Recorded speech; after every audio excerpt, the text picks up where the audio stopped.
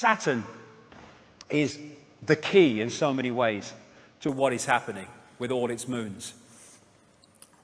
Just a reminder, Saturn may appear to be what it is in the holographic world, but actually, again, it's an information field. It is a consciousness.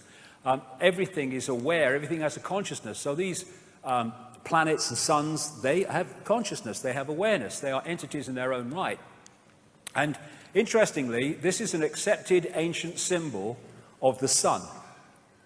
And people think, understandably, that it's a symbol of the sun that we know today.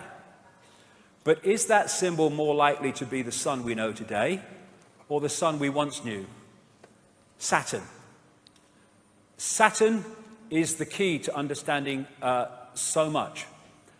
It was known as the old sun. It is known in occult as the old sun, the dark sun, and the dark lord, the lord of the rings. And the massive penny dropped for me. Whoa, the kaleidoscope moved when I started to realize that at least so many, if not all, the ancient sun gods were not gods of the sun we know today, but of the Saturn sun that was focused on before, because it was in a different position. Saturn has long been symbolized as an eye. There's the eye in Freemasonry. There's the eye of Sauron in the Lord of the Rings, the reptilian eye, the symbol of the negative force. And what happened in the massive and brilliant work of David Talbot in the Saturn myth is that at some point there was an enormous ejection of debris in an explosion out of Saturn. And it formed like a luminous crescent because it reflected light at certain points of the day. And this, as the Earth moved on its axis, when viewed from the Earth, this appeared to move around Saturn. And at different points, there are different symbolism for different points. But this was the one that really was the focus of Saturn symbolism, because this was when that luminous crescent was at its most luminous during the day. And so you find this symbol over and over in the ancient world. And this is a common recurring theme of Saturn. And this, the crescent symbolically, and the disk of the Saturn sun, the dwarf star. And so from this came the horned god and the horned goddess. There is Madonna in her Super Bowl performance at halftime, which was so Saturn in its symbolism, it was laughable, including the fiery eye. And in the movie version of The Lord of the Rings, you had the crescent holding the eye of Sauron. In Arabia, or you look at that of the symbol of Islam, the star, the sun, and the crescent. And the Arabian god Sin was symbolized as a crescent. Here you go. And I would suggest, from David Talbot's point of view, and I think he's right, that this represents the crescent of Saturn.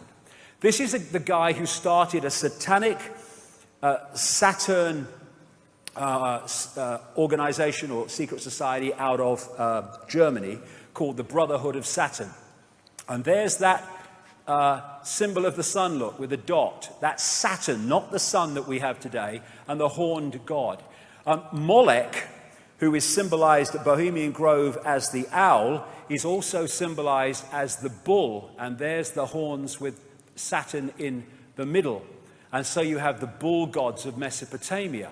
And the winged goddesses in that state, this was often symbolized as the goddess with her holding the god, her arms around the god, or her wings around the god.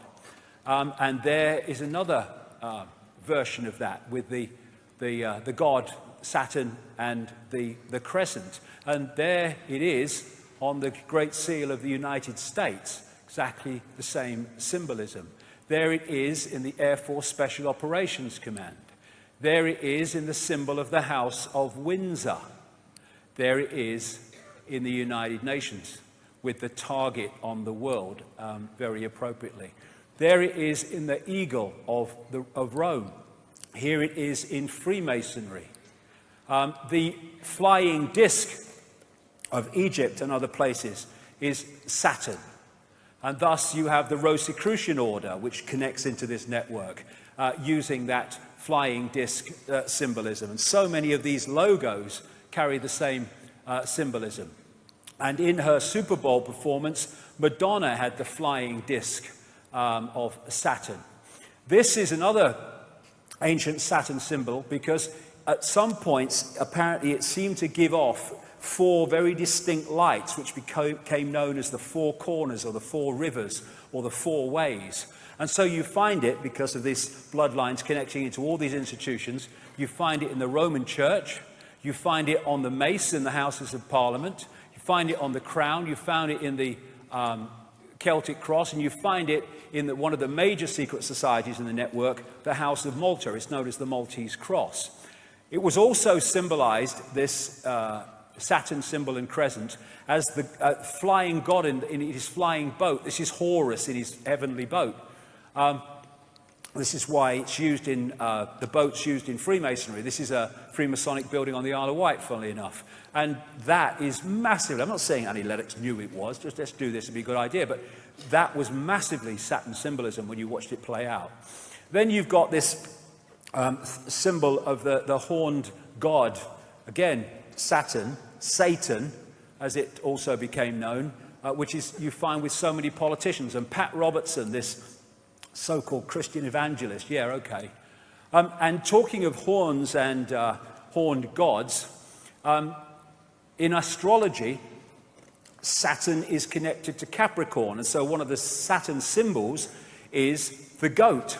This again is the great Freemasonic historian Manly P. Hall, who said Pan, the goat god, was a composite creature, the upper part, with the exception of his horns, being human, and the lower part in the form of a goat. The god himself is a symbol of Saturn, because this planet is enthroned in Capricorn, whose emblem is a goat. That is what that is.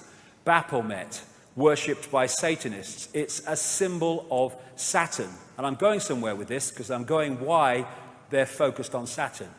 So you have Baphomet. You have Beyonce, the wife of Jay-Z, with this big Baphomet ring, which is performing. You have Baphomet-dressed Lady Gaga, Baphomet-dressed Madonna, and you have Baroness Philippine de Rothschild from the wineries in France with a massive Baphomet necklace. And this is from the front cover of the Saturn myth, with the symbolism described of these lights that went off from Saturn at certain points, with the 4 main ones there. And there it is symbolized on one of these ancient tablets. And in St. Peter's Square, that is a mirror of the way that Saturn symbol looks. And there it is on the thing that he has his biscuit in, there, when he's doing his stuff. Now, this is inside the Mother Lodge of Freemasonry in Great Queen Street. Great Queen was the name of the Babylonian goddess, in London. Because, this will become significant in part 3, this crescent holding the sphere also became symbolized as twin pillars. And so you have Saturn, there's the crescent, being held up by the twin pillars. This is in one of the Freemasonic centers of the world in London. Numerologically, digitally, Saturn is number 8, and this has led to symbolism of Saturn in terms of the spider. Thus you have, in Madonna's Super Bowl performance, the winged disc symbolized with a spider in the center. Now this is fascinating. This is called the magic square of Saturn. And it's also, not by coincidence, the magic square of Freemasonry. And it's magic because of this reason. If you go that way, that way, that way, that way, or that way, or that way, all the numbers in the 3 blocks in line add up to 15. And in numerology, you keep adding numbers until they become a single number. And so 15 in numerological terms is 6. So 666, 666 in all directions. And the black and white squares, for reasons I'll have to go into in detail in a book, because, there's so much to get through today, also relates to Saturn. And so you have them in Freemasonic temples, black and white squares, and you have them in the major cathedrals, like Westminster Abbey and stuff, because of this connection I'm talking about. Now, this is called the sigil of Saturn. And they get this symbol by drawing in the magic square of Saturn from 1 to 2, and then to 3, from 4 to 5 to 6, etc. That's how they get it. Now, you turn that straight up, and that's what that is. It's the sigil of Saturn. And this is a major symbol of Saturn going way back, the six-pointed star. It just so happens to be the very symbol from which we get the name Rothschild, one of the major families in this network, because they used to be called Bauer. They lived in Frankfurt in Germany. But they had this red six-pointed star hexagram on the front of their house, and they changed their name to from Bauer to Red Shield in German, Rothschild, red sign or red shield, Rothschild. So they're named after this very symbol. And it was they that created Israel, not on behalf of Jewish people, on behalf of their bloody agenda that treats Jewish people with as much disdain as any of the rest of us. And so you have their symbol on the flag of Israel. They use the six-pointed star so much in law enforcement. This is on a public building in Toronto, right in the center of the six-pointed star. There's the horned god. There's the sheriff and a medal. There is the six-pointed star representing Saturn on an ancient clay depiction. And there it is on Credo Mutwa's 500 to 1,000-year-old Zulu hand symbol. If you do that on the dollar bill, you get the six-pointed star, and those letters make an anagram of Mason, interestingly. Inside the Great Mother Lodge of Freemasonry in Great Queen Street, London, there is the Twin Towers, symbolic of the crescent, and there is Saturn again, the six-pointed star. Now, of course, the Roman Church and Christianity, that is anti-Freemasonry and anti-secret societies because they're naughty, but it's on his bloody fish hat, look, right? They're everywhere because the same force is in control. Here you go, I have a bit more Madonna, there you go. And on the Great Seal of the United States, those 13 stars make up a six-pointed star, not by accident. And therefore, again, we keep coming back to this, all these different areas of society are in the end focused on one thing. Satanism is Saturnism. This is Fritz Springmeier, a long-time researcher into this and symbolism, etc., and Satanism. Saturn is an important key to understanding the long heritage this conspiracy has back to antiquity. The city of Rome was originally known as the Saturnia, or City of Saturn. The Roman Catholic Church retains much of Saturn worship in its ritual. Saturn also relates to Lucifer. In various occult dictionaries, Saturn is associated with evil. And this is the remains of the Temple of Saturn in Rome. And just next to this is this place called Capitoline Hill now, but before that called Mons Saturnus, the Hill of Saturn. And this is a very symbolically important place to the bloodlines. And this whole thing about the skull and bones, Capitoline Hill comes from caput, meaning dead, because they're supposed to have found a human skull there, and they call it caput, Capitoline Hill. That's why we say kaput when something's dead. And you have the theme in Christianity of Golgotha and Calvary, the place of the skull, hill of the skull. And Capitoline Hill became Capitol Hill when the bloodlines moved in on America. Now, the northern pole of Saturn is a permanent storm which takes the form of a hexagon. And this has been found by the Cassini spacecraft, and I think the Voyager one before that in the early 80s. And the hexagon also is an expression of the hexagram, or of the six-pointed star. because all these different symbols that I'm going to talk about now are different expressions of the same frequency state. So you look at this crop circle from England this year, and it is a hexagon. But a hexagon is a flattened out cube. So when you look at it from another angle, it's a cube. Well, it just so happens that an ancient symbol of Saturn is the cube, especially the black cube. And I would suggest that's what they are. The Kaaba, the focus of worship in Islam, Kaaba means cube. The tefillin, the cube on the head in Judaism. And when people go to worship around the Kaaba, they're told to pray in concentric circles. Remind you of anything? And they're told to walk around it, and their energy can be trawled. And if you focus on something that represents Saturn, Saturn is where the energy goes. In Judaism, they have Solomon's temple. Every syllable of Solomon means the sun. And the Holy of Holies in the so-called Solomon's temple was supposed to be a cube. They talk in Revelation about the New Jerusalem in cube terms. There's these massive cubes that they use. This is outside the one of the banks near Wall Street, near where the protests are. And you see these black cubes and cubes like used by Apple and stuff. Saturn symbolism. In Doctor Who, they had this recent one where the Earth was invaded by black cubes. Star Trek, you had the Borg, who were these cyborg-like, exactly as the are described by the Gnostics of the Archons, and they used to move around in these cubes. If you geometrically represent the cross, then it is a flattened-out cube. When you look at the depictions of these people, not Lady Gaga, but others, these religious leaders with the halo, well, that comes from Saturn as well, that halo when that luminous crescent was in that position. Astrologically, that's the symbol of Saturn. And what they symbolized this as was the sickle and the hammer. And when the Rothschilds created the Soviet Union, provable fact if you look at the evidence, they used the symbol of Saturn as the symbol of the Soviet Union. There's that symbol on this guy from the Brotherhood of Saturn.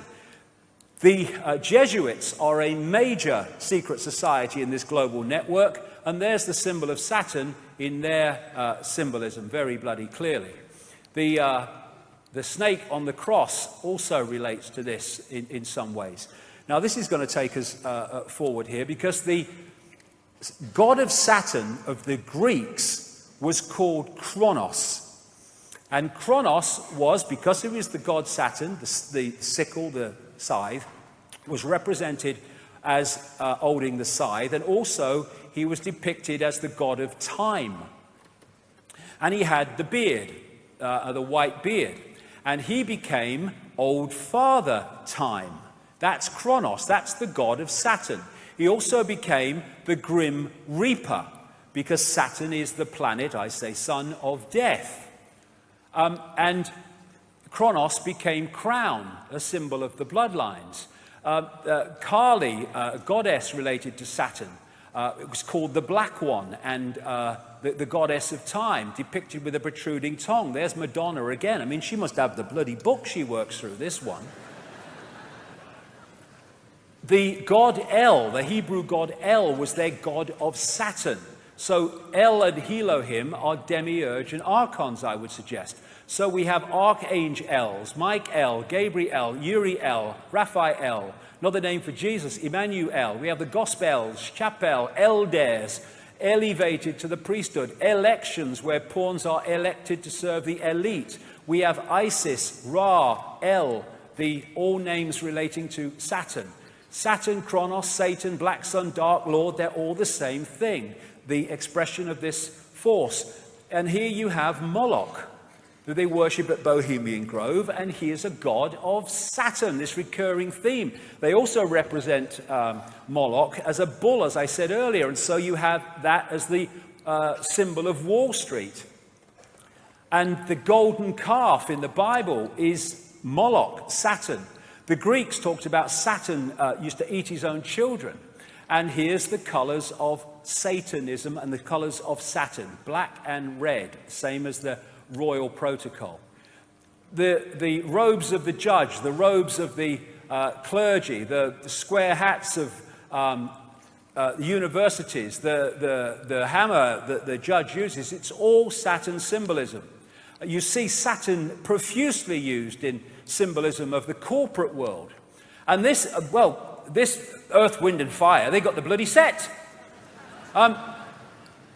There's the eye, there's the six-pointed star, there's the step pyramid, there's the winged disc, and there's bloody Saturn. And then, therefore, you look at religions and secret societies and Satanism, they're worshipping Saturn. Then you look astrologically, in other words, energetically. Banking is astrologically ruled by Saturn. Politics and institutions of state at all levels, astrologically ruled by Saturn. Corporations, astrologically ruled by Saturn. Law and court system, astrologically ruled by Saturn. Science, astrologically ruled by Saturn. Saturn worship, Satan worship. And it's interesting that you have the god of Saturn, Kronos, with the beard, and and all these bloody religions, they have bloody beards. And then you have God depicted as a man with a white beard on a cloud or on a throne. And there's God, Charlton Heston type God. That's Yahweh depicted with a beard and stuff. And then we have Santa with the white beard. Santa, anagram of Satan from Saturnalia. Saturnalia was a festival in Rome where they worshipped the god Saturn, and they gave, it was in the same period to the run-up to our Christmas, and they gave gifts, they decorated trees, and they hung sprigs of bloody holly. So that is Saturn symbolism, a man with a white beard.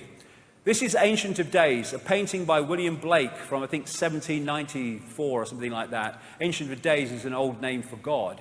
And he's depicting God. He was a very deep esoteric thinker and great knowledge, William Blake. And he's depicting God with the white beard. That's Saturn, Kronos. On the GE building in the Rockefeller Center in New York, there's Kronos again. Now, the Freemasons, they call their God the great architect of the universe. The demiurge was known by the Gnostics as the great architect of the universe. Which brings us to the white-bearded architect of the Matrix, the Matrix movie series. So where is this leading us?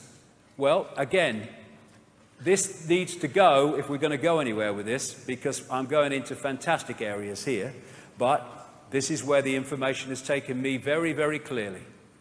And the hardest thing to see is what is in front of your eyes, as this man rightly said. The Gnostics talked about the fact that the archons make something appear to happen that does not actually happen. They can induce a virtual reality experience. The Islamic people and pre-Islamic people talk about the jinn manipulating humans by creating illusions. I was in New York in 2010, and someone took me to the subway station for Ground Zero. And when I saw it, it was like, whoa, it hit me big time. There was, first of all, this eyes all along the platforms, but there is this massive depiction of the world on the floor, and then there's an eye, and going out from this eye are these broadcast transmissions. And that hit me so powerfully. Neil Haig was with me, and we kind of looked at each other and said, that's Saturn, isn't it? And remember, physicists have said only this last few days, they may have evidence the universe is a computer simulation. Well, I say that it's a virtual reality, which has been hacked into, and that hack is the reality that we're experiencing, the fake reality. And that hack, I say, comes from Saturn. Because I'm saying that these rings are actually a massive broadcast transmission system which is broadcasting a fake reality within the frequency range that we are decoding, and therefore we are picking up that fake reality. When the Cassini spacecraft arrived at Saturn in 2004, found many things that was unexplainable, you know, things like the hexagon North Pole storm and stuff like that. But they also found extraordinarily powerful sound coming from Saturn. This is part of what they recorded.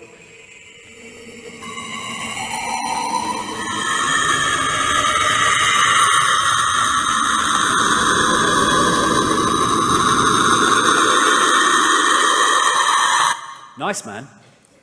And I got sent this by a sound engineer, works in sound engineering for a living, and it's one of the rings of Saturn, and he said, I see that every day. That's bloody sound. They're sound waves. And this is in cymatics. This is a six-pointed star. And of course we have the hexagon going round and round and round at Saturn's north pole.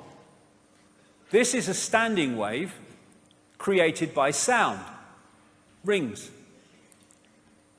This is at the south pole of Saturn, and it's a permanent ice storm. This is a standing wave created by sound. And these are symbols created by sound, like cymatics. And a certain frequency created this perfect six-pointed star with the hexagon in the middle and the hexagon there. Therefore, the sound creates the frequency, creates the symbol, and in the same way, the symbol represents the sound and the frequency. The symbols are just holographic representations of vibrational waveform states. I would suggest in these symbols cases, representatives of the sound frequency coming off Saturn. Same with all these symbols and numerological manipulations. The sound and the symbol are different expressions of the same thing. Thus, if we, in the holographic realm, are constantly bombarded with these symbols, it is on an energetic level feeding us the frequency field of what they represent.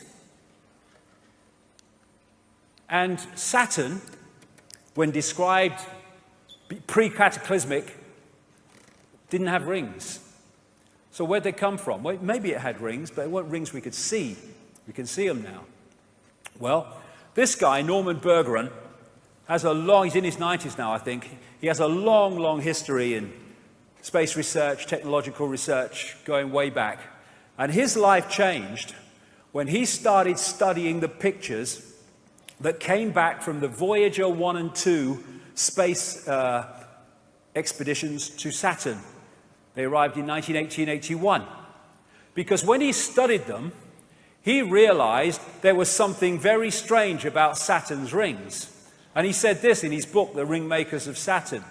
Several years ago, a number of folks in the astrology and astronomy and physics world began theorizing that these rings had to be much younger than the universe, perhaps only about 100 million years old. But one pair of pictures shows a change in 5 minutes. An impression is conveyed that the latest reported measurements purport to be the true ones, when in reality all might quite nearly be correct at the time of observation. General reluctance to accept variable ring system geometry occurs because of apparent failure to identify a physical mechanism suitable for producing recurrent change. In other words, classic mainstream science, if we can't explain it, we'll kid ourselves it doesn't exist. And he also found these in the pictures coming back from Voyager, and the Cassini ones found them too. And he calls them electromagnetic vehicles, and they are massive. Some of them several times bigger than the Earth. But again, we need to move our sense of perception. In terms of size representation, this is the Earth against the size of Saturn. We're not talking the same perception of big in terms of outside of the Earth. And here are some of the other pictures of these electromagnetic vehicles picked up by these NASA craft. Why aren't they all in the papers being talked about? You'd think, what the hell is this? No, nothing. Thanks to Bergeron, we've seen their existence. This is the Hubble telescope that's picked one of them up. Look at the size of the bloody thing. And here's a few Cassini spacecraft pictures, still pictures put together. What the hell is that? Exactly what Bergeron was describing from Voyager. And this is the other thing. He found pictures of stuff spewing out of these electromagnetic vehicles into the rings of Saturn and bloody making them or extending them. And what is said to be in the rings of Saturn, I guess thus that's why we can see them, is like ice and stuff. I think, and I would suggest that eventually they will realize that there is a crystal substance being put into those rings that has a dramatic impact on their ability to transmit information. In 2009, NASA released this picture, which is a ring around Saturn, which is from 3.7 million miles out to 7.4 million, and that ring could encompass 1 billion Earths. I suggest that there are rings that we can see, but there are sound rings that we can't see that are coming out across, and we're picking them up. They make something appear to happen that does not actually happen. They can induce a virtual reality experience. The Saturn matrix, as I call it, is a frequency band which we are decoding as a fake reality. And I suggest, my view, we will find that the edge of that frequency band is what we call the speed of light. And beyond it, you go out of the matrix.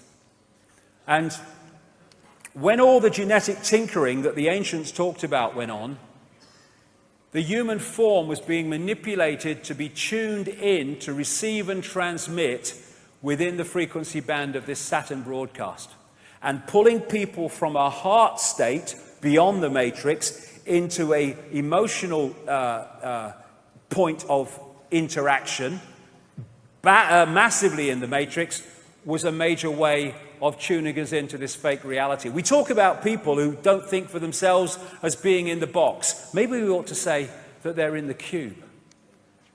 And they want to shut the heart down, and they have to so many people, because it takes us beyond the bounds of time and space, beyond the matrix, because I suggest that what we call time as we decode it is in this matrix transmission.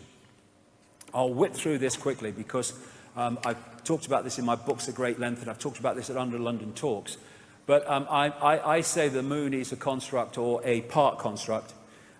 This is a book called Who Built the Moon by Christopher Knight and Alan Butler. It's absolutely brilliant in the way that it puts the case for the moon not being real in terms of a natural body. But interestingly, what they find in that book is the mathematics and geometry between the sun, the moon, and the earth are fantastic in terms of their synchronicity, and it does not apply in any way to the rest of the solar system. And the Gnostic writings found in Nag Hammadi in 1945, 1,600 years old or more, say that this is a separate system operating within the Archon system of the inorganic universe. They say in the book, the authors, the maths involved in the Earth, Moon, Sun system is nothing less than staggering, and that the moon has been put there with the accuracy of the proverbial Swiss watchmaker. So when viewed from the Earth, it's the size of the sun at an eclipse. The BBC did a program, Do We Really Need the Moon? And it said the moon is now in a perfect position to sustain life on Earth in its effect on the Earth, but it's just a coincidence. I think not. We only see the near side of the moon. We don't see the far side of the moon. And the authors say in that book, the moon is bigger than it should be, apparently older than it should be, much lighter in mass than it should be. It occupies an unlikely orbit and is so extraordinary that all existing explanations for its presence are fraught with difficulties, and none of them could be considered remotely watertight. The mainstream theory is that the Earth was hit by a Mars-type planet when it was forming, and a chunk came off and became the moon, called the whack theory. That didn't pan out, so they came up with a double whack theory, where it was hit by the planet, it went away and gave it another smack, and then it became the moon. Now, of course, it doesn't pan out because it's nonsense. They don't know. Why don't they just say it's not a bad thing we don't know? There's lots of things we don't know.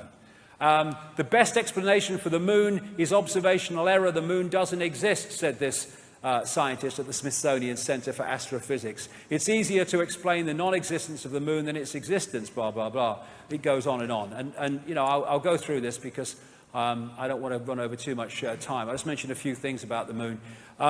These two scientists from the Soviet Academy of Sciences wrote a detailed article in 1970 headed, "Is the Moon the Creation of an Alien Intelligence?" And they explained in scientific terms why the moon cannot be a natural body, and in doing so explained all the anomalies that, if it is a natural body, cannot be explained.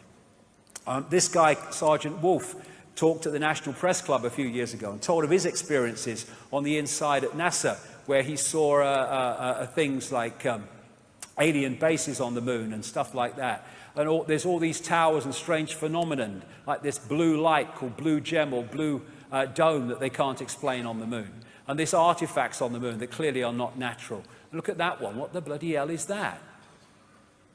They can't explain them. They don't talk about them. These are pictures of what are claimed to be statues on the moon. There's so much we don't know. In symbolic terms, maybe in a bit more than that, the moon is a bit like the Death Star of this big-time insider, George Lucas, in the sense that it's actually some kind of technological construct.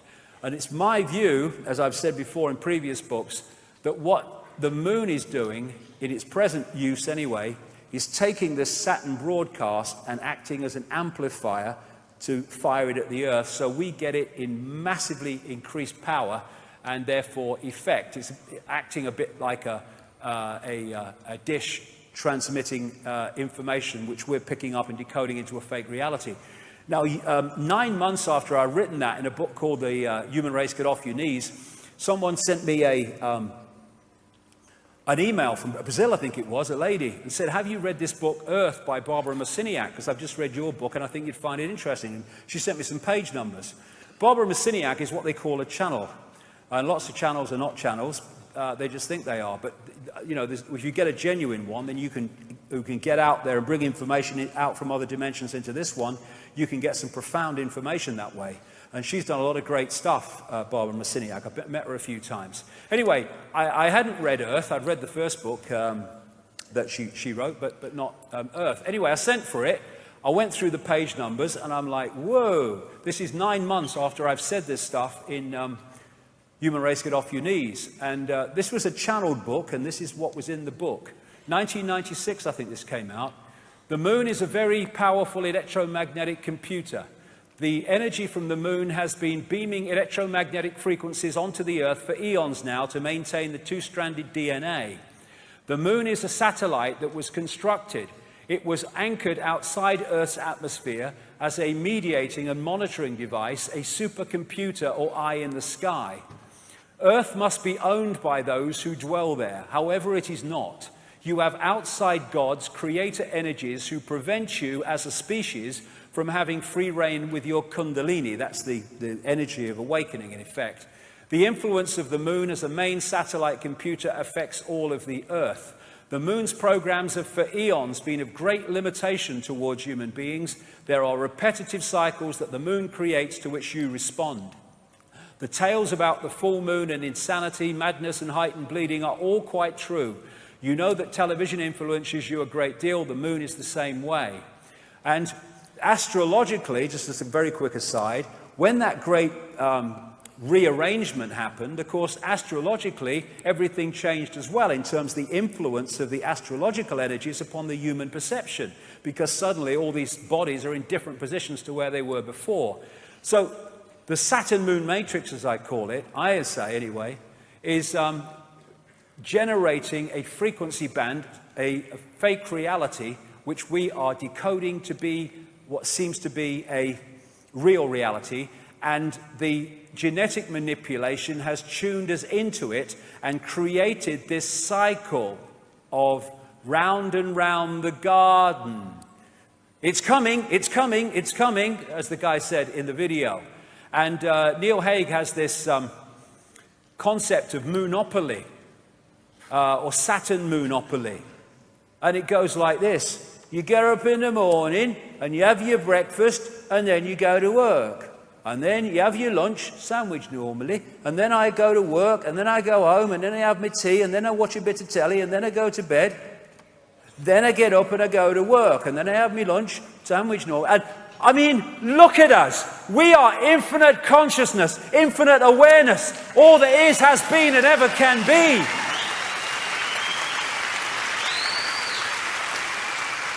Is that all we are capable of? No. But we are locked into these cycles to which we respond. No response. See it as you couldn't see it before. An end to work, buy, consume, die. That's what that is. And this matrix creates a firewall that holds us from seeing further into the energy field and holds us in this tiny frequency band we call visible light. What they've done is taken the universal energy field, the universal construct, and they have hacked into it, and they're feeding a fake reality to us from within that construct. And therefore it's goal. Oh, my life's in a terrible state. I'm just making adjustments to my life. Oh, life's great. And they're all freaking illusions. We're like in this wall. You know those scientists that have been suggesting in the last few days that the universe might be a computer simulation? They actually said, like a prisoner in a pitch black cell, we may never be able to see the walls of our prison. Why? Because they are vibrational walls, and I suggest that they are the speed of light. Which is not the fastest speed. Sorry, Einstein, mate. It's pedestrian. We're talking all possibility, darling. And so when we look into the night sky, are we seeing what's real, or are we seeing a projection? I talked to him, I think it was my last book, or the one before that. I had a profound experience as a little boy when I was first taken to the London Planetarium, when I looked and saw the night sky on the roof of the planetarium, and it looked so bloody real. And it hit me, and it's never left me, that actually when I look at the night sky, that ain't actually what I'm looking at. Firewall. All that we see or seem is just a dream within a bigger dream. Is this the real life? Is this just fantasy? Caught in the landslide, no escape from reality. Open your eyes, look at the skies and see. Is it a sky? Or is it a projection? And so, when we come to the matrix, and this scene in the matrix, I call it the Saturn moon matrix, maybe connected to other things we don't know yet. This is so real, and so the world we live in. If you add two words, the Saturn moon matrix is everywhere. It is all around us, even now in this very room. You can see it when you look out your window, or you turn on your television. You can feel it when you go to work, when you go to church, when you pay your taxes. It is the world that has been pulled over your eyes to blind you from the truth. What truth? That you are a slave, Neil. Like everyone else, you were born into bondage, born into a prison that you cannot smell or taste or touch, a prison for your mind. Archon world. We live in Archon world. I'm going to bring this down now before we have a break. I'll bring this down into the world that we live in now. This guy, a great cosmologist who knew far more than he was saying or was allowed to say, Carl Sagan, he wrote a book, The Dragons of Eden, in which he talked about the fundamental importance of understanding the reptilian impact of reptilian genetics on human behavior. Because the reptilian brain fundamentally affects human behavior. And I suggest that before the genetic tinkering, either that wasn't there or was nothing like as powerful as it is now. And I came across these books after I was a long way down the line. I came across these books by Carlos Castaneda, in which he was quoting a Central American shaman called Don Juan Matos. And when I read some of the stuff in these books that this shaman had said, it was like, whoa, we talk about confirmation. He talks about the archons and the jinn in exactly the same terms, but he calls them the flyers. But they're the same entities. And this is what he said about them in the books. We have a predator that came from the depths of the cosmos and took over the rule of our lives. Human beings are its prisoners. The predator is our Lord and Master. It has rendered us docile, helpless. If we want to protest, it suppresses our protest. If we want to act independently, it demands we don't do so. Indeed, we are held prisoner. They took over us because we are food to them, energy. And they squeeze us mercilessly because we are their sustenance. Just as we rear chickens in coops, the predators rear us in human coops, human eros. Therefore, their food is always available to them. The Matrix is a computer-generated dream world built to keep us under control in order to change a human being into this. Think, matters said, for a moment, and tell me how you would explain the contradictions between the intelligence of man the engineer and the stupidity of his systems of belief, or the stupidity of his contradictory behavior. Sorcerers believe that the predators have given us our systems of beliefs, yes, our ideas of good and evil, our social mores. They are the ones who have set up our dreams of success or failure. They have given us covetousness, greed, and cowardice. It is the predator who makes us complacent, routinary, and egomaniacal, feeding the wolf. In order to keep us obedient and meek and weak, the predators have engaged themselves in a stupendous maneuver. Stupendous, of course, from the point of view of a fighting strategist, a horrendous maneuver from the point of those who suffer it. They gave us their mind. The predator's mind is baroque, contradictory, morose, filled with the fear of being discovered any minute now. They gave us their mind, and that, I suggest, is how they've done it. And they also, more than gave us our mind, they gave us their frequency via junk or non-coding DNA. We are at last, hallelujah, brother and sister, having mainstream scientists seeing the blatant,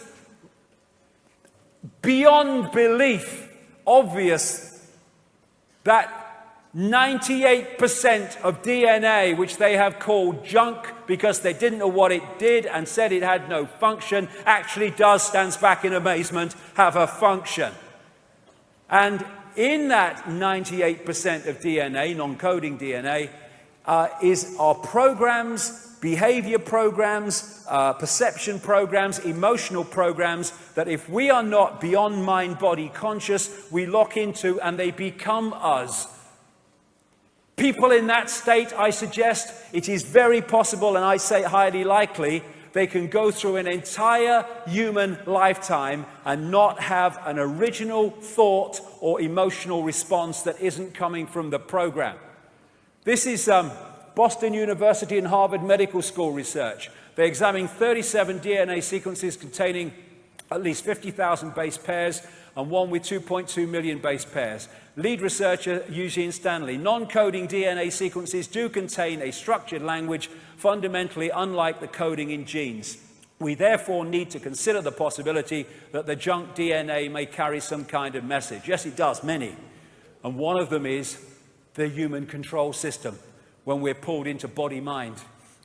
Russian DNA research. It appears that the languages we were looking for are in fact hidden in the 98% junk DNA contained in our own genetic apparatus.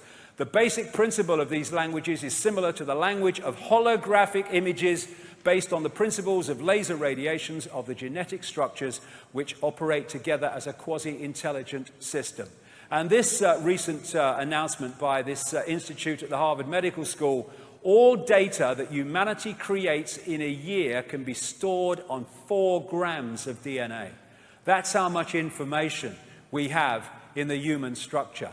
And therefore, if you can put emotional programs, emotional response programs into the genetic structure, and then create a society designed to constantly trigger those programs, then you can have a massive, constantly recurring a tidal wave of low vibrational emotional energy.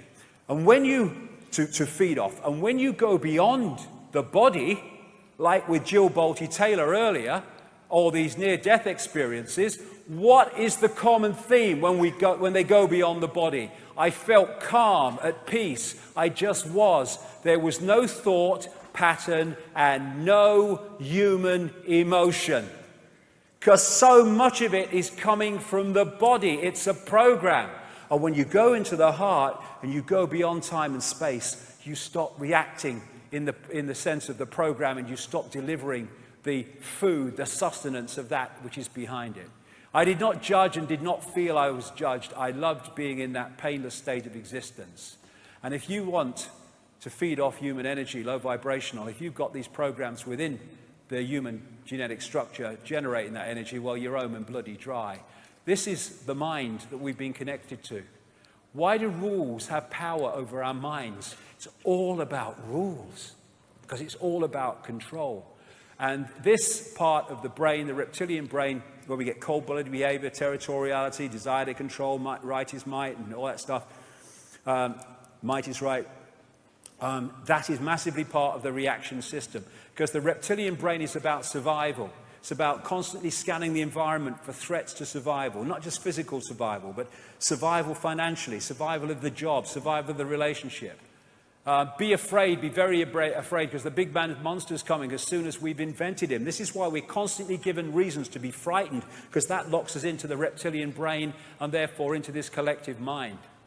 And Don Juan Matter said, I know that even now, though you never have suffered hunger, you have food anxiety, which is none other than the anxiety of the predator who fears that at any moment now its maneuver is going to be uncovered and food is going to be denied. Through the mind, which after all is their mind, the predators inject into the lives of human beings whatever is convenient for them, and they ensure in this manner a degree of security to act as a buffer against their fear. Sorcerers of ancient Mexico reasoned that man must have been a complete being at one point, with stupendous insights, feats of awareness that are mythological legends nowadays. Absolutely. And then everything seems to disappear, and we have now a sedated man. What I'm saying is that what we have against us is not a simple predator. It is very smart and organized. It follows a methodical system to render us useless. Man, the magical being that he is destined to be, yes, and she, is no longer magical. He's an average piece of meat. There are no more dreams for man than the dreams of an animal who is being raised to be a piece of meat, trite, conventional, imbecilic. Control of perception. And if you look at the Avatar movie, it is so symbolic, because you had the Heart Society, and it was taken over. This connected society of greater awareness was taken over by this left brain, merciless, heartless invasion by symbolically Earth troops with their technology and all that stuff. And you even had the symbolism of these invaders infiltrating the Blue People Society by operating inside an outer shell of blue people so that they didn't know that they were being infiltrated. Now, are we as a human race, there are 7 billion of us now and more, the number of people in full knowledge who are behind this are tiny, tiny. And they can only do it by dividing and ruling us. Are we going to stand up, come together and face this, or look the other bloody way and go on walking into a level of enslavement that would make George Orwell bloody wince? As Martin Luther King said, a man can't ride your back unless it's bent. Freedom is the sure possession of those alone who have the courage to defend it.